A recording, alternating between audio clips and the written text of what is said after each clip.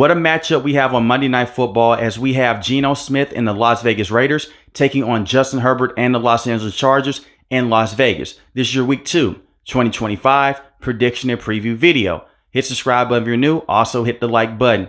Let's start off with the Las Vegas Raiders. They're coming off a very good win last week over the New England Patriots. And the reason why this was such a huge win for the Raiders, it was your debut with Pete Carroll as being the head coach of this organization. The same with Geno Smith being the starting quarterback with the Raiders. And you got revenge against your former head coach and now current offensive coordinator and Josh McDaniels. And Geno Smith last week, he was the main anchor of this offense. Geno Smith was 24 of 34, 362 passing yards, 1 passing touchdown to 1 interception. He did get sacked 4 times. The offensive line has to be better in this matchup. Now, a lot of it is because they cannot run the football at a consistent rate last week against the New England Patriots, but you have Kolton Miller.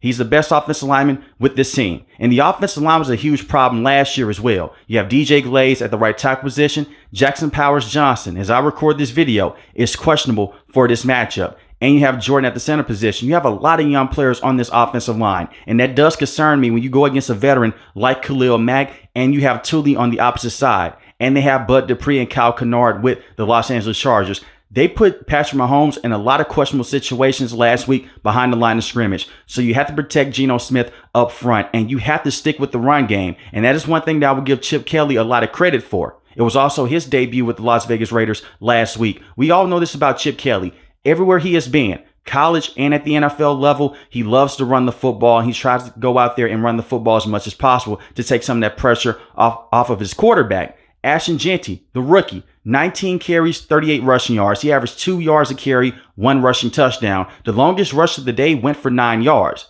You're going against a Chargers team that held the Chiefs and their run game in check last week.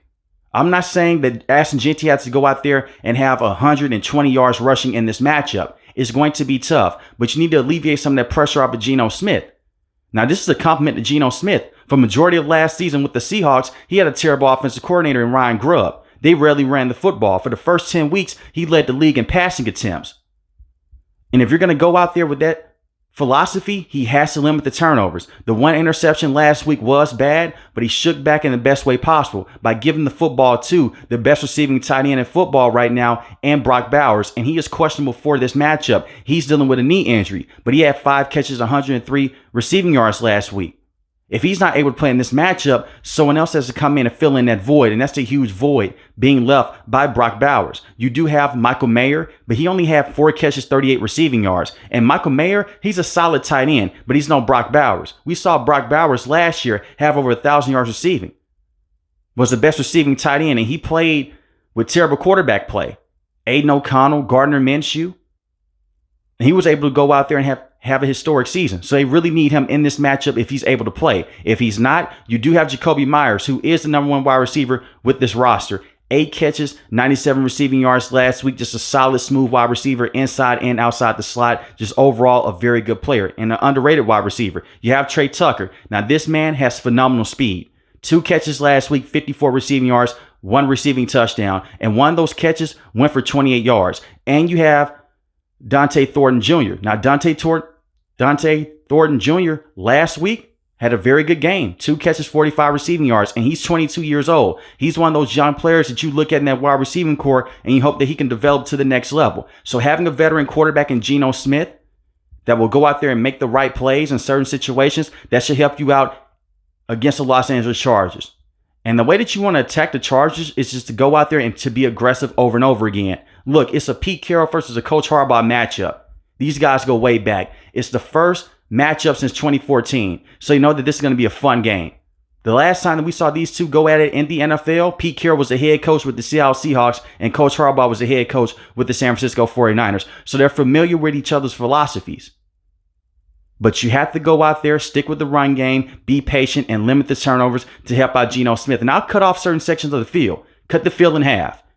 And this is something that the Raiders did last week against the New England Patriots, and it worked into their favor, especially in the second half. It got Geno Smith into that groove. So you don't have to go out there and just chunk the football deep down the field over and over again and attack the seams over and over. Take what the defense gives you. And this is a Chargers defense by Jesse Minter. He loves to run 3 safeties out there because Derwin James is a linebacker slash safety hybrid. He can play both for you.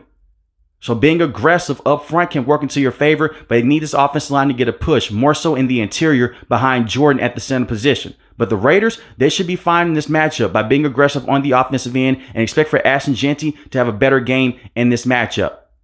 He's a very weird running back because when you look at him at Boise State, he had a lot of plays where there was just splash plays on the ground. But some of his best games, in my opinion, came as he just wore down defenses over and over again. Then when you look up in the fourth quarter, he's breaking a lot of tackles. He's making defenders miss. He can wear down your defense. So see if you can get more out of Ashton Jeanty out of the backfield, limit those turnovers, and you have to do a better job of protecting Geno Smith up front. Now, when I look at the defense here for the Las Vegas Raiders, they have something special. Malcolm Koonce missed all of last season, playing alongside Max Crosby, dealing with a knee injury. Last week, he had a sack and a forced fumble. You have to get to Justin Herbert and make him uncomfortable. Justin Herbert in the past, when he's had bad offensive coaches, I'm not talking about Kellen Moore here. When we talk about when he had Coach Lombardi and when he had Anthony Lynn being his head coach, he did not use his legs as much. Last week against Kansas City, he used his legs a lot outside and inside the pocket. The pocket movement was brilliant. But you have one of the best edge rushers in the game, and you have a very good defensive coordinator in Patrick Graham. Patrick Graham has done a phenomenal job over the last few years coaching up this defense. Be aggressive against the Los Angeles Chargers. In the past, when you go against an offensive coordinator like Greg Roman, you may settle out and only worry about the run game. That's no longer the case. This is a man last week that led Quentin Johnson, Keenan Allen, and the same with Ladd McConkey. He let those guys go out there and he let them dictate the game. And I don't see a situation to where you go out there and you double cover one wide receiver. If you double cover Ladd McConkey, Quentin Johnson, he now has that confidence from last game. He's in one-on-one situations, and the same with Keenan Allen. I will say this, limit the deep passes. And this is something Patrick Graham has done a great job of since he's become the defensive coordinator. He's a very good defensive mind. Since he's been with the Las Vegas Raiders, they limit those big plays over and over again, and they are stout against the run. And it starts with their front seven, and it starts with the face of the franchise and Max Crosby, who was getting after Drake May at a high clip last week over and over again. That's what you have to do in this matchup. And Justin Herbert is an amazing athlete. As long as you can stick with him and make him uncomfortable inside the pocket, he's going to get a couple of passes that may piss you off if you're a Raiders fan. But that is how talented he is. But as long as you can, if you can continue to go out there and put that pressure on him at a high rate, you should be fine. Let's not forget, they do not have Rashawn Slater. For this entire season, they have Trey Pipkins at the right tackle position, who does have experience at the right tackle position, but he can be beat. Joe Alt is one of the best left tackles in the game, but this is when you run a bunch of twists, a bunch of stunts up front. I would tar Bradley, the center, with the Los Angeles Chargers. He's easily their weakest offensive lineman. You want to go at him as much as possible, especially in pass blocking situations. He hasn't been a good center over the last few years in the NFL, especially coming off of last season with the Los Angeles Chargers. Now, last week he did a solid job, but if you can get a push on the interior, you should be fine. And Tyree Wilson, they're still hoping that he can be a star player one day for the Las Vegas Raiders. He had a sack last week, so the pass rush was most definitely getting home. At the linebacker position, you have a Landon Roberts, who is questionable for this matchup. If he's not able to play, it's not ideal, but it will be fine because you have Jermaine Pratt and you have Devin White. Two solid linebackers against the run, and they can give you a lot of good production and coverage as well. You have Darian Porter, who is a rookie at the cornerback position. I'm a huge fan of him. He's this lanky corner. Doesn't play the run that well just yet, but he's a Pete Carroll type of corner. You know, eventually he may be a star in this league. Think of a guy like Richard Sherman. I'm not saying that Darian Porter is going to be the next Richard Sherman, but he has that archetype of just going out there, being this long, lanky cornerback that works well in press coverage. You look at someone like Jeremy Chin on the back end of this defense, a solid safety that'll limit those big plays, and they have Eric Stokes. So the secondary, they don't have the top end talent.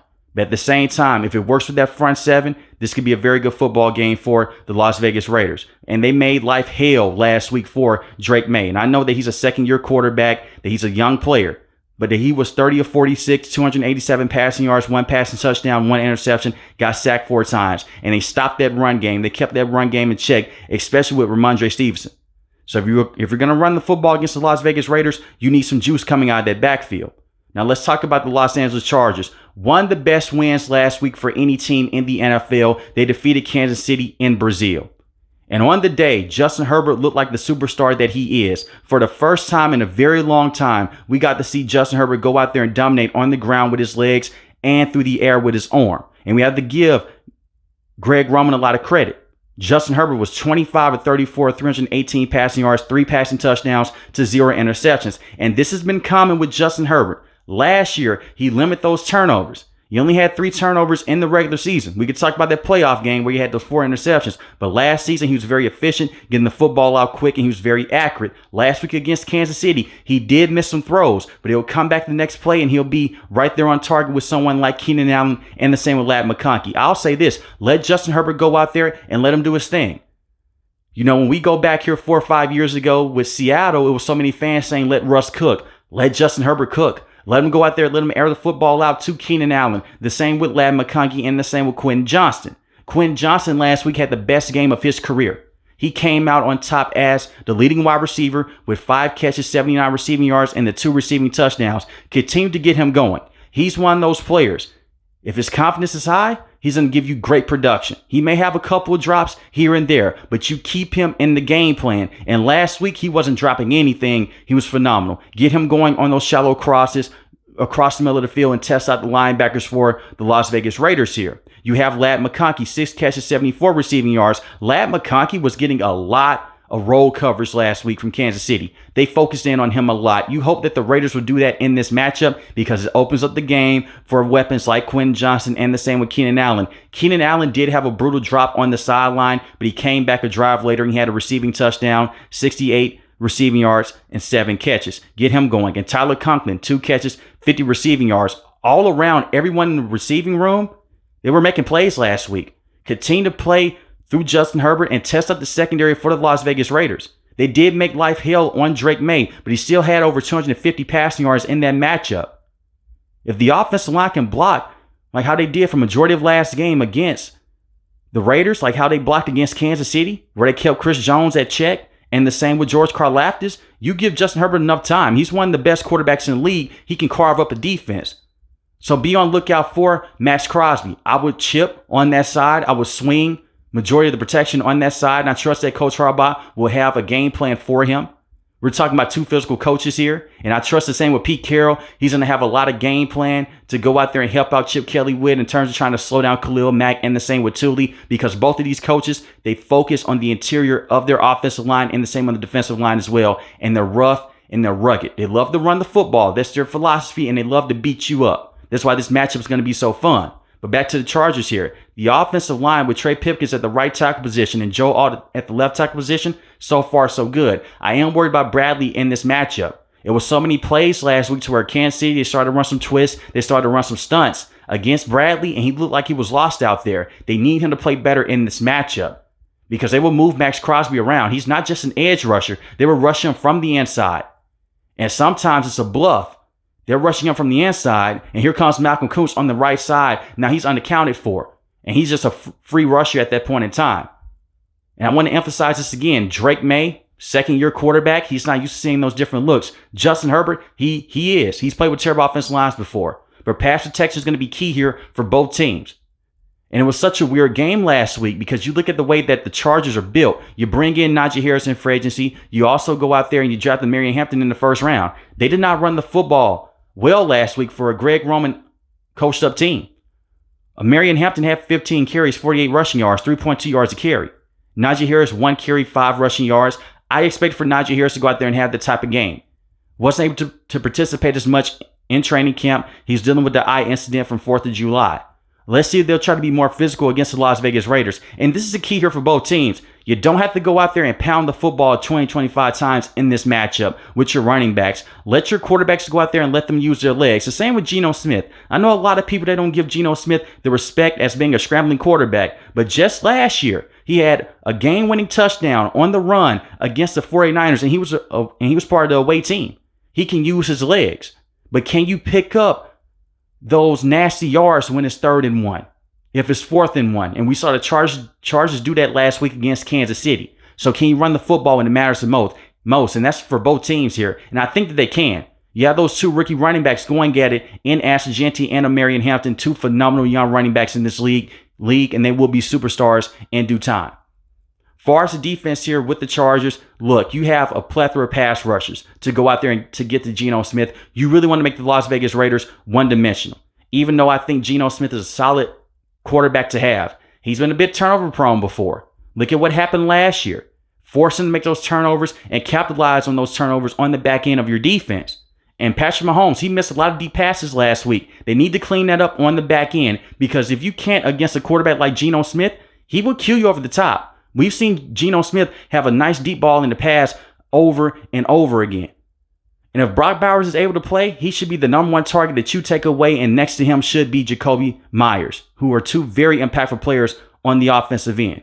You have Dante Jackson, who had a solid week last week at the cornerback position. He's fast as hell. You have Cam Hart at the cornerback position. Derwin James, I mentioned him early on in this video. He's just a tackle machine, can cover tight ends in space. That would be the guy that you would probably match up on Brock Bowers if he's able to play in this matchup. If Brock's not able to play, you can play a lot of man coverage on the back end. You give them that 3 safety look over and over again. And you have Gilman, who's a very good free safety with this roster. And you have Elijah Molden, who did not practice this entire week. He's dealing with a hamstring injury, so be on the lookout for that. That can hurt them in the secondary. But overall, this is going to be a tough physical football game. This is a definition of an old school AFC West matchup. With that being said, the Raiders are the home team. But I feel like the Chargers right now, they're the more complete team. They have more things working into their favor. I have the Los Angeles Chargers winning this matchup 28-23. But let me know in the comment section below, who do you have winning this game? The Las Vegas Raiders or the Los Angeles Chargers? If you're new to the channel, hit the subscribe button. If you like the video, hit the like button. Most importantly, I want each and every last one of you guys stay safe, stay positive. Thanks for the video, guys. God bless.